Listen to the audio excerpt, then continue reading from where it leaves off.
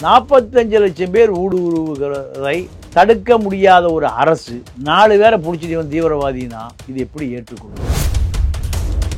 இதை தடுக்க வக்கற்ற திராணியற்ற எல்லை பாதுகாப்பு படையை வைத்திருக்கக்கூடிய அரசுகள் இதை செய்யறது இல்லை. அவன் ஊடுருவ விட்டுட்டு நீங்க ஊருக்குள்ள வந்து தேடினீங்கன்னா புத்த மத வெறியர்களுக்காக ரோஹிங்கியா முஸ்லீம்களை ஏற்க மறுக்கிறாய்.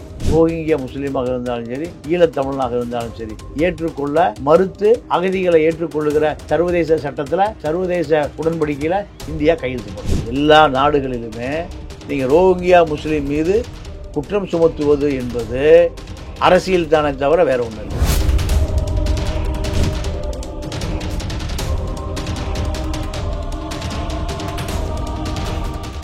ரியல் ஒன் நேயர்களுக்கு வணக்கம். இன்றைய சிறப்பு நேயர்களுக்காக நம்முடைய இணைகிறார் மூத்த பத்திரிகையாளர் திரு தமிழா பாண்டியன் அவர்கள். வணக்கம் சார். வணக்கம். சில நாட்களுக்கு முன்னாடி கோயம்பேடு பேருந்து நிலையத்தில் ஒரு பயங்கரவாதி கைது செய்யப்பட்டார். அவர் விசாரிக்கும் போது ரோஹிங்கியா முஸ்லீம் என்று தகவல்கள் வெளியாகிருக்கு. அவர் ஒரு சதி செயலுக்காக வந்தார். 5 பேரை மூளை செலவு செய்து தன்னுடைய இயக்கத்துக்கு ஆள் சேர்த்திருக்கின்ற தகவலாம் வெளியாகிருக்கு. இந்த ரோஹிங்கியா முஸ்லீம் என்பவர்கள் யார் சார்? இல்லை, அது காவல்துறை சொல்லுவது, என்ஐஏ சொல்லுவது அத்தனையுமே உண்மைக்கு புறம்பானது. அந்த கைது செய்யப்பட்டவன் ஒரு எக்ஸ்போர்ட் கம்பெனியில் ஐரன் மாஸ்டர் இருந்திருக்கான். நீங்கள் ஏறக்குறைய 6 மாதம் அங்கே வேலை பார்த்துருக்கான் அவன். காவல்துறை, என்ஐஏ இரண்டுமே முழுக்க இந்தியா முழுக்க 45 லட்சம் முஸ்லீம் இளைஞர்கள் பங்களாதேஷ், மேற்கு வங்காளம் வழியாக ஊடுருவியிருக்கான். 45 லட்சம் பேர். 45 லட்சம் பேர் ஊடுருவுகிறதை தடுக்க முடியாத ஒரு அரசு நீங்கள் 4 பேரை பிடிச்சிட்டு வந்து தீவிரவாதினா இது எப்படி ஏற்றுக்கொள்வது? ரோஹிங்கியா முஸ்லீம் என்பவர்கள் பர்மாவினுடைய மேற்கு பகுதியில் குடியிருக்கக்கூடிய ஒரு சமூகம். பர்மா ஒரு புத்த மத நாடு. இந்த ஒரு புத்த மத நாட்டில் ஒரு முஸ்லீம் மதம் அது சார்ந்த ஒரு இனக்குழுக்கள் வாழ்வதற்கு அங்கே முடியல.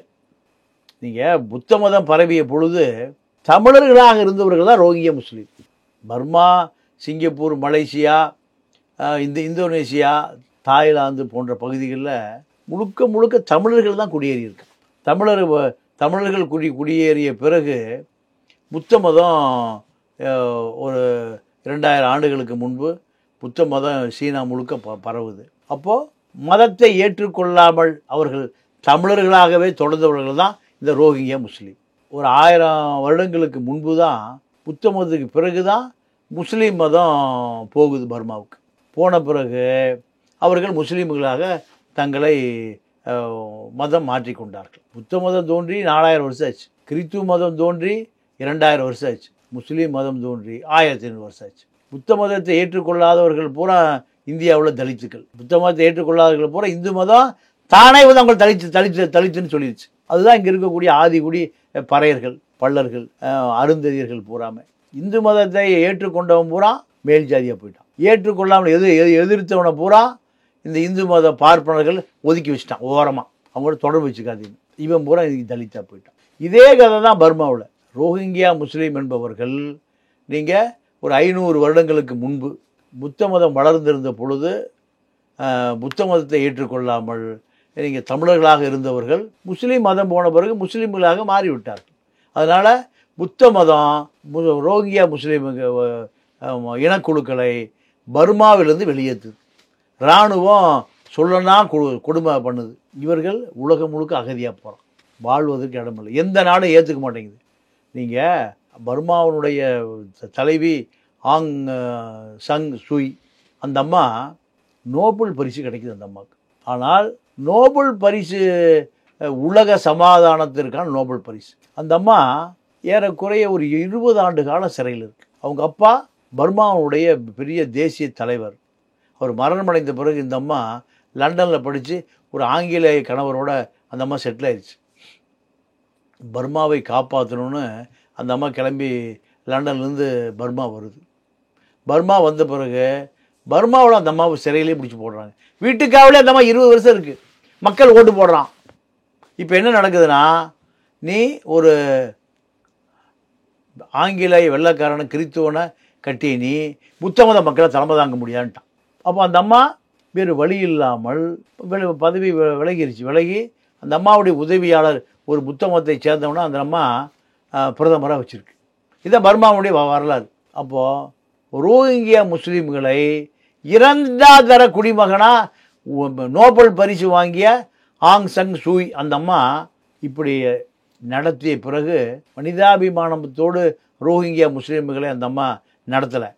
அதிபராக, அதாவது ரிமோட்டில் அதிபராக இருந்து இயக்கக்கூடிய அந்த ஆங் சங் சூய் புத்த மத வெறுப்பாளர்களை அவர்களுக்கு பயந்து 2ஆம் தர குடிமக்களாக ரோஹிங்கியா முஸ்லீம்களை ஆதரிக்கலை. பர்மா பாராளுமன்றத்தில் அந்த அம்மா அவர்களை வெளியேறுவதை அங்கீகரிக்குது. உலகம் முழுக்க நோபல் பரிசு கொடுத்த பிறகு 20 ஆண்டு சிறையில் இருந்த ஆங் சங் சூய் அந்த அம்மாவுடைய போட்டா தூக்கி தெருவில் போட்டான். இந்த அம்மாவை அங்கீகரித்த அத்தனை பேர் தூக்கி தெருவில் போட்டான். ஏன்? நீ உனக்கு நோபல் பரிசு பெறுவதற்கு தகுதியான நீ உன்னை புத்த மத வெறியர்களுக்காக ரோஹிங்கியா முஸ்லீம்களை ஏற்க மறுக்கிறாய். பர்மாவிலே பிறந்து பர்மாவிலே வாழ்ந்தவன் தான் அந்த ரோஹிங்கியா முஸ்லீம். அப்போ இந்த ரோஹிங்கியா முஸ்லீம்களை அந்நியனாக கருதக்கூடிய நீ உனக்கு நோபல் பரிசு கொடுத்தது நோபல் பரிசை வாங்குவதற்கு தகுதி இல்லைன்ட்டான். பர்மாவில் இருக்கக்கூடிய நடுநிலையாளர்கள், அந்த அம்மாவுக்கு ஆதரவாக போராடியவர்கள் அத்தனை பேருமே ஒரே நிலத்துக்கு அந்த அம்மா புறக்கணிச்சிட்டான். என்ன காரணம்? ரோஹிங்கியா முஸ்லீமை அந்த அம்மா ஏற்றுக்கொள்ளவில்லை. அவர்கள் அகதிகள் தான். மண்ணின் மைந்தர்கள் யாருன்னா பர்மியர்கள். ரோஹிங்கியா முஸ்லீம்கள் அகதிகள் தான். நாட்டை விட்டு வெளியேறணும், அவர்கள் அழிக்கப்படணும். இராணுவம் செய்வது சரிதான், சொல்லணும்னா சித்திரவதை பண்ணுறான் இராணுவம். ஆண்களை பெண்களை சிதைக்கிறான்.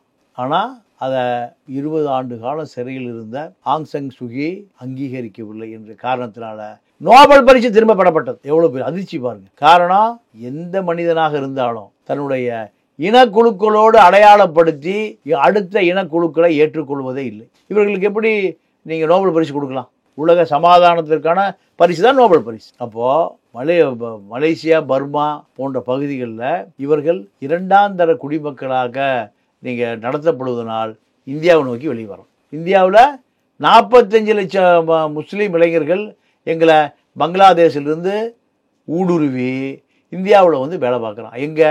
தமிழ்நாடு மட்டும் இல்லை, இந்தியா பூரா வந்திருக்கான். இதை தடுக்க வக்கற்ற திராணியற்ற எல்லை பாதுகாப்பு படையை வைத்திருக்கக்கூடிய அரசுகள் இதை செய்கிறதில்லை. அவன் ஊடுருவ விட்டுட்டு நீங்கள் ஊருக்குள்ள தேடினீங்கன்னா குதிரை லாயத்தை பூட்ட வேண்டியது குதிரைக்காரனுடைய வேலை. குதிரை ஓடி போனவரை குதிரை லாயத்தை பூட்டினா குதிரையை காப்பாற்ற முடியுமா? இதுதான் ரோஹிங்கியா முஸ்லீம் விஷயத்தில் பர்மா அரசு எப்படி ஈழத்தமிழர்களை இலங்கையில் சிங்களர்களுக்கு குடியுரிமை, ஈழத்தமிழனுக்கு நீங்கள் குடியுரிமை மறுக்கப்படுகிறது, 2ஆம் தர குடிமகனாக நடத்தப்படுகிறான். இதனுடைய விளைவு தான் ஈழ போராட்டம். அதே போராட்டம் தான் ரோஹிங்கியா முஸ்லீம் போராட்டம். ஆனால் அதை பர்மா அடக்குமுறை பண்ணுது, அரசை பயங்கரவாதம் பண்ணுது. இதை உலக நாடுகள் முழுக்க கண்டிக்குது. நீங்கள் ஒருத்தன் அல்கொய்தால் இருந்தான், ஏதோ ஒரு தகவல், அல்கொய்தால் இருக்கிறவன் எனக்கு அயன் மாஸ்டர் போக மாட்டான். வந்த வேலையை முடிச்சுட்டு அவன் கிளம்பி எங்கே போயிடுவான்? ஆப்கானிஸ்தான் போயிடுவான், இல்லை பாகிஸ்தான் போயிடுவான், இல்லை பங்களாதேஷ் போயிடுவான். 6 வருஷமாக அவன் எத்தனை பேரை 6 பேரை சேர்த்தானா? இது தகவல் எல்லாமே உண்மைக்கு புறம்பானது. இல்லை, ரோஹிங்கியா முஸ்லீம்களில் மற்ற நாடுகளில் குடியேறுவதற்கு தடை செய்ய காரணம் என்ன சார்? அதாவது ரோஹிங்கியா முஸ்லீம்களை மட்டும் தடை செய்யல, ஈழத்தமிழர்களையே தடை பண்ணி வச்சிருக்கான். ஈழத்தமிழர்களுக்கு 40 வருஷம் பண்ண குடியுரிமை கொடுக்கலையே, அகதி முகாமில் தான் இருக்கான். என்ன காரணம்னா, உலக நாடுகள் பூரா ஒன்றா சேர்ந்து ஒரு ஒப்பந்தம் போடுது, அகதிகளை ஏற்றுக்கொள்ளணும்னு. ஆனால் இந்தியா நாங்கள் யாரையும் ஏற்றுக்க மாட்டோம். எவன் வருவான்? முஸ்லீமும் தமிழரும் தான் வருவான். ரெண்டுமே பார்ப்பன அதிகாரிகள், பிஜேபி அதிகாரிகள், ஆர்எஸ்எஸ் அதிகாரிகளுக்கு உடன்பாடு இல்லை. அதுதான் காரணம், வேற ஒன்றும் இல்லை. ஏன் உலக நாடு முழுக்க அகதிகளை ஏற்றுக்கொள்வதற்கு ஒப்பந்தம் போடும்போது இந்தியா அந்த ஒப்பந்தத்துக்குள்ள ஏன் கையெழுத்து போடல? திட்டமிட்ட சதி, பார்ப்பன சதி. திட்டமிட்டு தமிழர்களுக்கு எதிராக, முஸ்லீம்களுக்கு எதிராக இவர்கள் பார்ப்பனர்கள் என்ன பண்ணுறான்? அகதியாவை ஏற்றுக்கூடாதுங்கிறான். தமிழன் 40 வருஷமா நாய் கொட்டடையில் நாய் படுக்காது அங்கேயே படுத்து வச்சிருக்கான். அதே போல தான் முஸ்லீம்கள். ஆனால் எல்லா நாடுகளிலும் அகதிகளை, ஐரோப்பா நாடு முழுக்க, அமெரிக்கா உட்பட அத்தனை நாடுகளும் அகதிகளாக வருபவர்களை ஏற்றுக்கொள்ளுகிறான். அமெரிக்காவே ஒரு குடியேறிகளுடைய நாடு தானே. ஆனால் இந்தியாவில் ரோஹிங்கியா முஸ்லீமாக இருந்தாலும் சரி, ஈழத்தமிழனாக இருந்தாலும் சரி, ஏற்றுக்கொள்ள மறுத்து அகதிகளை ஏற்றுக்கொள்ளுகிற சர்வதேச சட்டத்தில், சர்வதேச உடன்படிக்கையில் இந்தியா கையெழுத்து போடலை. இதுதான் ரோஹிங்கியா முஸ்லீம்கள் ஏற்றுக்கொள்ள மறுக்கிறார்கள், ஈழத்தமிழர்களையும் ஏற்றுக்கொள்ள மறுக்கிறார்கள். விடுதலை புலிங்கிறான் எல்லா தமிழனையும், ரோஹிங்கியா முஸ்லீம்க பூரா அல்கொய் தாங்கிறான். இதுதான், ரெண்டுமே உண்மை இல்லை. இப்போ ரோஹிங்கியா முஸ்லீமுக்கும் பயங்கரவாதத்துக்கு தொடர்புக்கு, பயங்கரவாத அமைப்புக்கு எதுவும் தொடர்பு 100% தொடர்பு இல்லை. அவங்க தொழில் என்னவா இருக்கு சார்? அவங்க தொழில் என்ன சார்? ரோஹிங்கியா முஸ்லீம்னா அவங்க தொழில் என்ன? விவசாயம் தான். பர்மாவில் விவசாய கூலிகள் தான். பர்மாவில் இருக்கக்கூடிய வயல்களில் விவசாய கூலிகளாக இருந்தவங்க தான் ரோஹிங்கியா முஸ்லீம்கள். அங்கே அரசாங்கம் கொடுமைப்படுத்துது. ஈழத்தமிழ் அகதியாக போட்டில் வரானா, உலகம் பூரா அகதியாக போகிறானா, அதே கதை தான். அரசுகளை பொறுத்தவரை நீங்கள் அரச பயங்கரவாதம் அரசியல் தான். ரோஹிங்கியா முஸ்லீம்களை கொள்ளு, ரோஹிங்கியா முஸ்லீம்களை விரட்டு, இந்த மண்ணிலிருந்து விரட்டிடுது. சிங்களம் என்ன பண்ணுறான் தமிழனை, அதே கதை தான். ஈழத்தமிழன் உலகம் பூரா அகதியாக போகிறான். ரோஹிங்கியா முஸ்லீம் அதே தான். முஸ்லீம் என்பதனால அவன் தீவிரவாதி அல்ல. நீங்கள் தீவிரவாத இயக்கத்துக்கு எல்லாருமே போகத்தான் செய்வான். ஏன் கேரளாவிலேருந்து போகலையா? ஐஎஸ்ஐஎஸ்க்கு கேரளாவிலேருந்து போகலையான்னு கேட்குறேன். பெண்கள் போகலையா? போய் அவர்கள் வெளியேறி இந்தியாவுக்கு வந்து கைது பண்ணாங்களே. ஒரு சமூகத்தை குற்றவாளி சமூகமாக அறிவிப்பு என்பது அது பின்னாடி ஒரு பெரிய அரசியல் இருக்குது. சிஐஏ என்ஆர்சி என்ன நடந்தது? 45 லட்சம் பேரை முகாமில் போட போகிறோன்னா, உனக்கு பிறந்த பர்செட் இல்லைன்னா எல்லாத்தையும் போடுவேன்னா, அப்போ இங்கே பிறந்த வளர்ந்தவனுக்கு பர்செட் இல்லைன்னா அவனை அகதி முகாம் போயிருக்க முடியுமா? முகாமுக்குள்ள இருக்க முடியுமா? அவனுக்கு குடியுரிமை ரத்து செய்யப்படும். இதுதான் இது எல்லாம் முஸ்லீம் போகிறான்னா. அப்போ இதில் வன்மமான அரசியல் தான், முழுக்க முழுக்க மாற்றானதாய் அரசியல் தான். இங்கே இந்தியாவுக்கும் தமிழ்நாட்டுக்கும் வந்த ரோஹிங்கியா முஸ்லீம் இங்கே என்னென்ன தொழிலில் ஈடுபடுறாங்க சார்? அவன் கூலி வேலை செய்கிறான், வேற என்ன தெரியுது அவனுக்கு? ஆனால் தன்னை ரோஹிங்கியா முஸ்லீம் அடையாளம் கட்டவனும் வேற ஏதோ இந்திய நாட்டை சேர்ந்த பிரஜையை தானே அவங்க அடையாளம் கட்டியிருக்காங்க. வடக்கன்ஸ் மாதிரியும் அப்படின்னு தான் அவங்கள முன்னிலைப்படுத்தியிருக்காங்க. இதுக்கு என்ன காரணம் சார்? இல்லை, வேற அடையாளமே அவங்களுக்கு இல்லையே. நீங்கள் பர்மாவிலேருந்து குடியேறியவர்களும் அவங்க சொல்ல முடியாது. பங்களாதேஷிலேருந்து நிறைய முஸ்லீம்கள் வர்றான், அவர்களோட அவன் கலந்துடுறான், அவ்வளோதான். பர்மாவிலேருந்து பங்களாதேஷ் வர்றான், பங்களாதேஷ் மேற்கு வங்காளத்துக்கு வந்துடுறான், மேற்கு வங்காளத்தில் வந்து இந்தியாவுக்குள்ளே எங்கே வேணால் போகிறான். இது எங்கே நீங்கள் அடைக்கணும்? பார்டரில், இந்தியா பர்மா பார்டரில். பங்களாதேஷ் அரசாங்கமே இங்கே இருக்க உளவுத்துறைக்கு ரிப்போர்ட் தராங்க இல்லையா, இவங்கெல்லாம் ரோஹிங்கியா முஸ்லீம், இவங்கள தான் தீவிரவாதிகள் அப்படின்னு பங்களாதேஷ் அரசே தானே எங்களுக்கு நம்ம தகவல் தருது. பங்களாதேஷ் அரசாங்கம் பங்களாதேஷே பிடிச்சிருக்க வேண்டியதானே? பங்களாதேஷ் தாண்டி தான் தமிழ்நாட்டுக்கு வர்றான். மேற்கு வங்காளம் வழியாக தான் வர்றான். பங்களாதேஷில் முஸ்லீம் காட்டி கொடுக்க மாட்டான். பங்களாதேஷ்லேயே வாழ்க்கை இல்லை, அதனால அவன் இந்தியாவுக்குள்ள ஊடுருவுறான். இந்தியாவுக்குள்ள ஊடுருவுகிற பொழுது பார்டர்லேயே தடுத்து நிறுத்த வேண்டியதானே, பார்டர்லேயே முகாம் போட வேண்டியதானே. யார் தப்பு? இது பார்டர் செக்யூரிட்டி ஃபோர்ஸ் இருக்கா? அவர்கள் செய்கிற தப்பு. ஏன்?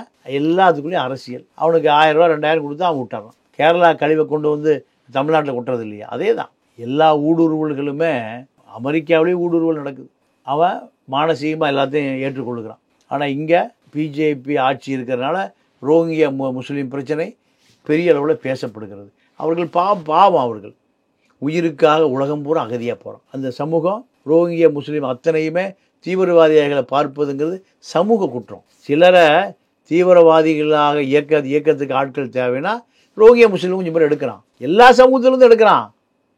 ஈரான்லேருந்து எடுக்கலையா? ஆப்கானிஸ்தான் எடுக்கலையா? பாகிஸ்தான்லேருந்து எடுக்கலையா? பங்களாதேஷ்லேருந்து எடுக்கலையா? அதே போல் அகதி பாவம். ரோஹிங்கியா முஸ்லீம் இது போல் தடை செய்யப்பட்ட பயங்கரவாத இயக்கத்துக்கு போகிறதுக்கு என்ன காரணம்? வறுமை தான், வேற என்ன? அங்கே போனால் வறுமை தீர்ந்துருமா? அவன் அங்கே போய் சாப்பாடு கொடுக்குறான், இயக்கங்க சோறு போடுதான் பாதுகாக்கிறான். வேற என்னது? எதுக்கு போகிறான்? இராணுவத்துக்கு எதுக்கு போகிறான்? நாட்டை பாதுகாக்க போகிறான். எந்த நாட்டு இராணுவமாக இருக்கட்டும், எதுக்கு இராணுவத்துக்கு போய் வேலைக்கு சேர்றான்? நாட்டை பாதுகாக்கவா? எவனை கேளுங்க. சம்பளம் இல்லைன்னு சொல்லுங்க, எவனை இருப்பான்னு பார்ப்போம். எந்த இராணுவ வீரனுக்கும் ஏர்ஃபோர்ஸுக்கும் நேவிக்கும் சம்பளம் இல்லையா, நாட்டுக்காக சேவை செய், ஏன்னா சேருவானா? சேர மாட்டான். அதே தான் நீங்கள் ரோஹிங்கியா முஸ்லீம். உலகம் முழுக்க இதுதாங்க அரசியல். எல்லா நாடுகளிலுமே நீங்கள் ரோஹிங்கியா முஸ்லீம் மீது குற்றம் சுமத்துவது என்பது அரசியல் தானே தவிர வேறு ஒன்றும் இல்லை. இவங்க இது போல் ரோஹிங்கியா முஸ்லீம்னா பயங்கரவாதிகள் தான் அப்படின்னு குற்றம் சொல்ல காரணம் என்னவா பார்க்கப்படுது? இது அரசியல் தான், பிஜேபி அரசியல் தான். முஸ்லீம்கள் பூராமே தீவிரவாதி, முஸ்லீம்கள் பூராமே பயங்கரவாதி, இப்படி ஒரு முத்திரையை பிஜேபி குத்தி வச்சிருக்கு. இதை தாண்டி அது உண்மை 1% கூட இல்லை. அவன் வாழ்க்கைக்காக போராடுறான், அவன் தன்னுடைய எதிர்காலத்துக்காக போராடுறான், உலகம் முழுக்க அகதிகளாக கிளம்பி போகிறான். ஈழத்தமிழ் எல்லாம் விடுதலை புலின்னு சொல்கிறது இல்லையா? இங்கே தமிழ்நாட்டில் 8 கோடி மக்கள் இருக்கான், சொரணை இல்லாமல் இருக்கான். 8 கோடி மக்கள் இருந்தால் ஈழத்தமிழை காப்பாற்ற முடியலையே. எல்லாம் விடுதலை புலி, எல்லாம் தீவிரவாதி. 2009 நடந்த சண்டையில் எல்லா ஈழத்தமிழன் பூரா தீவிரவாதி, விடுதலை புலி தானே குண்டை போட்டு கொண்டான். குழந்தை குட்டியெல்லாம் கொண்டானே. இந்தியாவும் இலங்கையும் சேர்ந்து தான் கொண்டுச்சு. அதே கதை தான் ரோஹிங்கியா முஸ்லீம். இவனுக்கு அரசியல் இல்லை, அவனுக்கு அரசியல் இல்லை. அவனுக்கு அரசியல் பாதுகாப்பு இல்லை, இவனுக்கு அரசியல் பாதுகாப்பு இல்லை. ஈழத்தமிழன் எப்படியோ உலகம் முழுக்க அகதிகளாக போகிறானோ அதே போல தான் ரோஹிங்கியா முஸ்லீமுடைய நிலைமை. அவர்களுக்காக கண்ணீர் விட வேண்டியிருக்கு. நடப்பு அரசியல் குறித்து பல்வேறு கருத்துக்களை பொறுத்தமைக்கு மிக்க நன்றி சார். நன்றி, வணக்கம்.